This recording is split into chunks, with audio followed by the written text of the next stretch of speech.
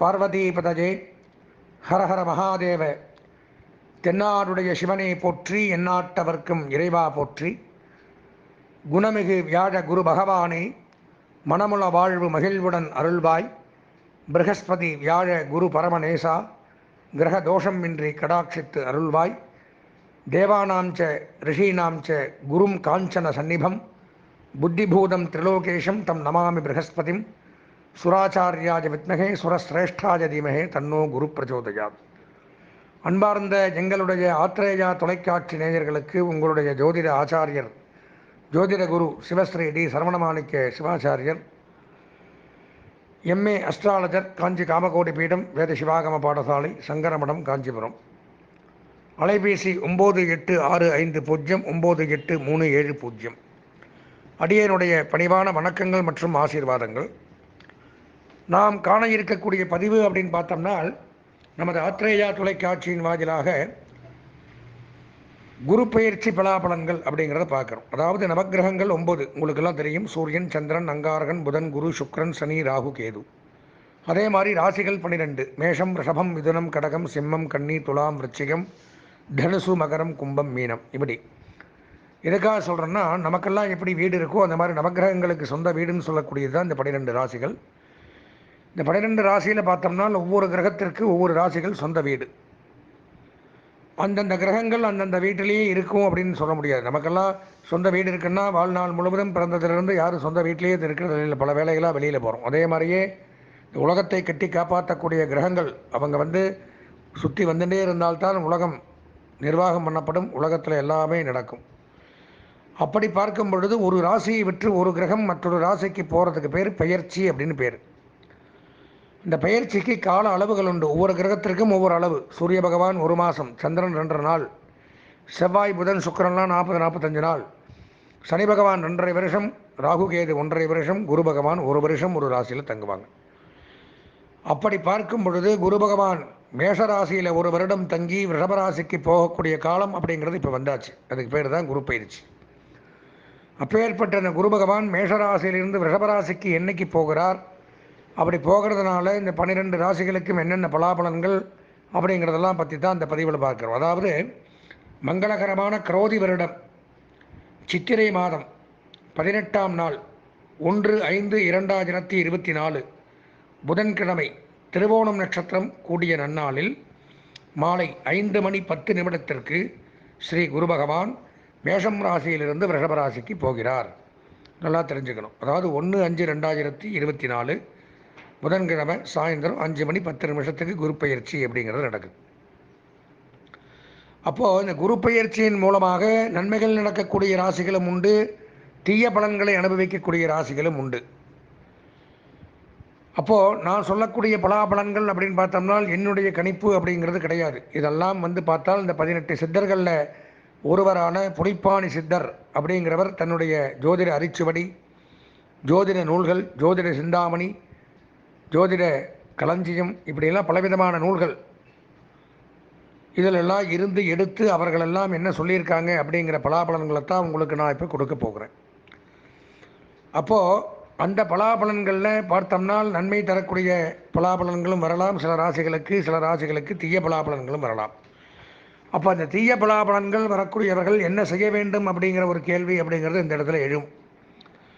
உங்களுக்காக வேண்டி, நமது சர்வம் தொலைக்காட்சி நேயர்களுக்காக வேண்டி நான் அந்த குரு பயிற்சி என்று நமது ஆலயத்தில் குரு பகவான் சிறப்பு யாக வழிபாட்டு பூஜைகளை ஏற்பாடு செய்துள்ளோம். அதாவது 1/5/2024 குரு பயிற்சி டைமில். அப்போ இந்த தீய பலாபலன்களை உடையவர்கள் அவசியம் இந்த பரிகார பூஜைகளில் கலந்து, சங்கல்பத்தில் கலந்து ஹோம பிரசாதத்தை பெற வேண்டும். அதற்கு ஆத்ரேயா தொலைக்காட்சி நேயர்கள் என்ன பண்ணணும் அப்படின்னு பார்த்தீங்கன்னா, அதாவது என்னுடைய அலைபேசி எண்ணை நான் தெரிவிக்கிறேன். அந்த எண்ணில் வாட்ஸ்அப்பில் உங்கள் பேர், நட்சத்திரம், ராசி, வீட்டு அட்ரஸ் அனுப்பணும். அதே நம்பரில் கூகுள் பே, ஃபோன்பேயில் ரூபாய் 251 250 செலுத்தி முன்பதிவு, அதாவது இந்த குரு பயிற்சி பூஜைக்கு முன்பதிவு பண்ணிக்கணும். ஏன்னா நாள் கம்மியாக இருக்குது. நீங்கள் பண்ணிட்டால்தான் உங்கள் பேர் நட்சத்திரத்துக்கு உண்டான ஏற்பாடுகள் பண்ணி நாங்கள் ஹோமங்கள் பண்ண முடியும். ஆகவே இந்த குரு பயிற்சியில் தீய பலாபலன்கள் உடைய ராசிகள் கண்டிப்பாக பரிகாரத்தில் கலந்துட்டு இந்த 1 வருட காலம் குரு பகவானால் ஏற்படக்கூடிய தோஷங்களிலிருந்து விடுபட்டு சகல சௌபாகியங்களும் பெற்று வாழ வேண்டும் என்று கூறி, அது போக நான் சொல்லக்கூடியது அப்படிங்கிறது இந்த கோச்சார பலாபலன்கள் தான். கோச்சாரம் அப்படிங்கிறது பொதுவான பலன்கள். அதாவது மேஷராசியில் பல கோடி பேர், ரிஷபராசியில் பல கோடி பேர், ரிஷபம் மிதுனத்தில் பல கோடி பேர், இப்படி 12 ராசியிலும் பல கோடி பேர் பிறந்திருக்கலாம். அவங்களுக்கெல்லாம் உண்டான ஒரு பொதுவான பலன்களை தான் நான் சொல்ல முடியும் இந்த பயிற்சிகளில். அது போக அவரவர்களுக்கென்று ஒரு சொந்த ஜாதகம் அப்படிங்கிறது இருக்கும். அதில் குரு பகவான் பக்க பலமாக அருமையாக இருந்தால் இந்த கோச்சார பலன்களில் வரக்கூடிய தீய பலன்கள் நமக்கு எதுவும் பண்ணாது. அப்போ என்ன பண்ணணும்னா சொந்த ஜாதகம் அப்படிங்கிறதையும் பார்த்துக்கிறது நல்லது. எப்போவுமே பார்த்தோம்னா இந்த மாதிரி பெயர்ச்சி காலங்களில் பொதுவாக அதிகமாக ஒரு ராசியில் தங்குறது யாருன்னு பார்த்தா சனி பகவான் 2.5 வருஷம், ராகு கேது 1.5 வருஷம், குரு பகவான் 1 வருடம். இந்த 4 பெயர்ச்சி டைம்லையுமே நம்ம சொந்த ஜாதகத்தை ஒரு தடவை பார்த்துக்கிறது அப்படிங்கிறது புத்திசாலித்தனம், நல்லதும் கூட. இப்போ இந்த சொந்த ஜாதகம் பார்க்கறதுக்கு என்ன பண்ணுறது அப்படின்னு பார்த்தீங்கன்னா, என்னுடைய அலைபேசி எண்ணான 9865098370 9865098370 இந்த எண்ணிற்கு தாராளமாக தொடர்பு கொண்டு சொந்த ஜாதகத்தை பார்த்தும் முழு பலாபலன்களையும் தெரிந்து கொள்ளுமாறு கேட்டுக்கொண்டு, நான் தொடர்ந்து 12 ராசிகளுக்கு உண்டான பலாபலன்களை விரிவாக, குரு பயிற்சி பலாபலன்களை விரிவாக காண்போம். அன்பார்ந்த எங்களுடைய பூரட்டாதி, உத்திரட்டாதி, ரேவதி ஆகிய நட்சத்திரத்தில் பிறந்த மீனம் ராசி நேயர்களுக்கு வணக்கம். இதுக்கப்புறம் நான் சொல்லக்கூடியது அப்படிங்கிறது இந்த மீனராசிக்கு இந்த குரு பயிற்சியின் மூலமாக இந்த ஆண்டு என்னென்ன பலாபலன்கள், ஒரு வருஷம் இருக்கும் இந்த பலன்கள் அப்படிங்கிறத பார்க்குறோம். நான் சொல்லக்கூடிய பலன்கள் என்னால் கிடைக்கப்பட்டது அப்படிங்கிறது கிடையாது. 18 வகையான சித்தர்களில் ஒருவரான புலிப்பாணி சித்தர் அப்படிங்கிறவர் ஜோதிட அரிச்சுவடி, ஜோதிட நூல்கள், ஓலைச்சுவடிகளில் பல 100,000 வருடங்களுக்கு முன்பாகவே இந்த இடத்துல குரு பகவான் வந்தால் இந்த பலன்கள் அப்படிங்கிறது நடக்குங்கிறத குறிச்சிருக்கார். அப்படி பார்க்கும் பொழுது நமக்கு 12, அதாவது இவ்வளோ நாளாக 2ஆம் இடம் அப்படின்னு சொல்லக்கூடிய இடத்துல இருந்து வந்த குரு பகவான் குடும்பஸ்தானம், வாக்குஸ்தானம், தனஸ்தானங்கிற இடத்துல இருந்து நன்மைகளை செய்து கொண்டிருந்த குரு பகவான் தற்சமயம் 3ஆம் இடம் அப்படிங்கிற இடத்துக்கு வரார்.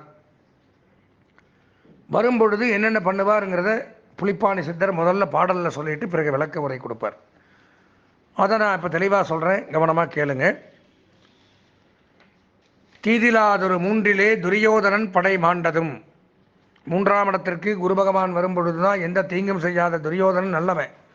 இந்த கிருஷ்ணருடைய வஞ்சனையினால தான் துரியோதனன் படை தோத்தது. அந்த நேரம் அப்படின்னு பார்த்தீங்கன்னா 3ல் குரு வந்துருச்சான் துரியோதனனுக்கு. அதே மாதிரி நேரம் நமக்கு 3ல் குரு வேற முடிமன்னன் துரியோதனன் மாண்டான். துரியோதனே செத்து போயிட்டாலாம் 3ல் குரு வரும்பொழுது. கூறும் புதுமை இதனில் எனக்கரிய மேதினியில் எடுத்துரைப்பாய் தாயே அது கேள். அதாவது 3ல் குரு வந்தால் இந்த உலகத்தில் என்னென்னலாம் நடக்குங்கிறத சொல்கிறேன் கேளு. கொன்றிடுவன், கொலை செய்வன், கொடுமை மெத்த வேதியனும் செய்வன் அன்றும்.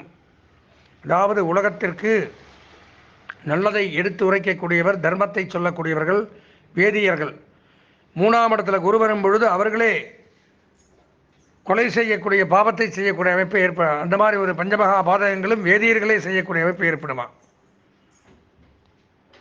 கூற்றுவனும் விதி பார்ப்பன் குண்டித்துணி போகுமடி மகளே. அதாவது 3ஆம் இடத்துல குரு வரும் பொழுது என்ன ஆகும்னு பார்த்தோம்னா, வீதி வீதியாக அலையனும், சாப்பாட்டுக்கு கஷ்டப்படணும், இருக்கிற துணிமணி கூட போயிடுமா, கட்டிக்கு துணிமணி கூட இருக்காதான், அந்த மாதிரி அமைப்பை கொடுப்பார் அப்படின்னு புலிப்பாணி சித்தர் பாடலில் சொல்கிறார். அதுக்கப்புறம் விளக்க உரை அப்படிங்கிறத கொடுக்குறார். எடுத்தோடனே என்ன சொல்கிறார், ஸ்தான நாசம், இருக்கிற இடத்தை விட்டு போக வேண்டிய அமைப்பு, இருக்கிற இடத்துல பிரச்சனை,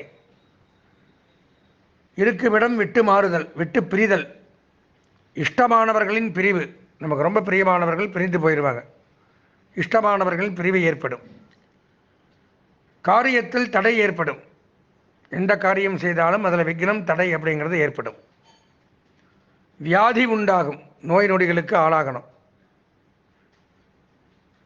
வியாதிகள் உண்டாகும், உறவினர்கள், பொருள் இவற்றின் நாசம், சொந்த பந்தங்கள் நாசம், அவங்கள்ட்ட பகை, சேர்த்து வைத்த பொருள்கள் நாசம் அடைகிறது, கரைஞ்சு போகிறது, இதெல்லாம் உண்டாகும்.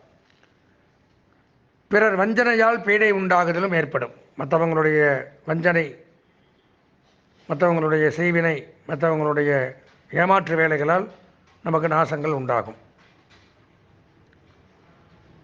அநேக விதமான இடையூறுகளை ஏற்படுத்துவார் குரு பகவான்.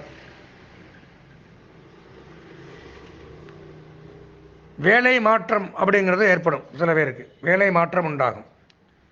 பிறந்த இடத்திற்கு கஷ்ட நஷ்டம் அப்படிங்கிறத கொடுப்பார். நம்ம பிறந்த வீட்டிற்கு பிறந்த இடத்திற்கு கஷ்டங்களையும் நஷ்டங்களையும் ஏற்படுத்துவார். வீண் கலகம் உண்டாகும். தேவையில்லாத வம்பு சண்டை வழக்கு சண்டைக்கெல்லாம் போகும். எவனோ போட்டிருந்தாலும் நம்ம அங்கே நின்றுருந்தால் நாம் மாட்டிப்போம். ஒரு மடங்குக்கு 10 மடங்கு செலவுகள் ஏற்படும். ₹1 வருமானம் வந்தால் ₹10 செலவாகும். அரசாங்க பகை அப்படிங்கிறது ஏற்படும்.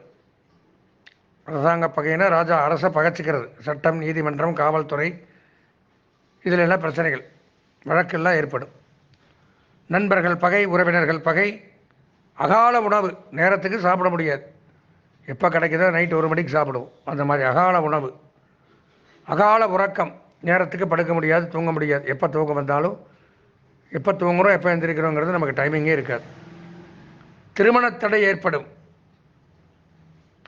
குற்றங்களால் பாதிக்கப்படுதல், ஏதாவது குற்றம் செஞ்சு அதனால் பாதிக்கப்படுவோம். இதெல்லாம் ஏற்படுன்னு போட்டிருக்கார். குறிப்பு: பொன் பொருள், பொன் நகை வியாபாரம் செய்பவர்கள், பொருட்கள் வியாபாரம் செய்பவர்கள், ஆடை ஆபரணங்கள் வியாபாரம் செய்பவர்கள், கல்வித்துறையில் வேலை செய்பவர்கள் எச்சரிக்கையாக இருக்குன்னு சொல்கிறார். இப்போ மீனராசி அப்படிங்கும் பொழுது நல்ல பலன்கள் அப்படிங்கிறது இல்லை. 3ஆம் இடத்துக்கு வரும் பொழுது அவசியம் பரிகாரம் செய்து கொள்ளக்கூடிய ஒரு ராசியில் மீனராசியும் உண்டு. அப்போ பரிகாரம் அப்படின்னா என்ன பண்ணணுங்க சாமி, என்ன பண்ணுறது, இத்தனை பிரச்சனைகள் இருக்குது, இதெல்லாம் நான் சொல்லலை. இந்த பிரச்சனையெல்லாம் இதெல்லாம் புலிப்பாணி சித்தர் சொன்னதை அப்படியே நான் உங்களுக்கு சொல்லியிருக்கேன். பரிகாரம் அப்படின்னு பண்ணி நிவர்த்தி பண்ணுறதுக்கு வேணால் நான் வேணால் முயற்சி பண்ணலாம். நமது நேயர்களுக்காக வேண்டி அந்த குரு பெயர்ச்சி தினத்தன்று எங்களுடைய ஆலயத்தில் ஸ்ரீ குரு பகவான் மூலமந்திர, காயத்ரி மந்திர, பரிகார யாக பூஜைகள் அப்படிங்கிறத ஏற்பாடு செய்திருக்கோம். இந்த மீனராசி நேயர்கள் அவசியம் அந்த பரிகார பூஜையில் கலந்துக்கணும். எப்படி கலந்துக்கிறது அப்படின்னு பார்த்தா, என்னுடைய அலைபேசி எண்ணை தரேன். அந்த எண்ணில் தாராளமாக வாட்ஸ்அப்பில் உங்களுடைய பெயர், நட்சத்திரம், ராசி, வீட்டு விலாசம் இவை அனுப்பி வைத்துவிட்டு அதே எண்ணில் கூகுள் பேல, ஃபோன்பேல ரூபாய் 251 மட்டும் யாக பரிகார கட்டணமாக தாங்கள் செலுத்தினால் தங்கள் பெயரில் சங்கல்பம் செய்து யாகம் செய்யப்படும். யாகங்கள் செய்து தங்களுக்கு பூஜை பிரசாதமாக விபூதி, குங்குமம், அந்த யாகமை, யாக ரட்சை, மந்திரித்த கயிறு இவைகள் அனுப்பி வைக்கப்படும். யாகமை மற்றும் மந்திரித்த கயிறை கையில் கட்டி கொண்டு தினமும் யாக மையை வைத்து கொண்டு வந்தால் நான் சொன்ன பலன்கள், இந்த குரு பகவானால் ஏற்படக்கூடிய கெட்ட பலன்கள் விலகி நல்ல பலன்கள் உண்டாகி இந்த 1 ஆண்டு காலம் சீரோடும் சிறப்போடும் வளமோடும் வாழ்வாங்கு வாழலாம் என்று கூறி ஆசீர்வதித்து விடைபெறுகிறேன். நன்றி, வணக்கம்.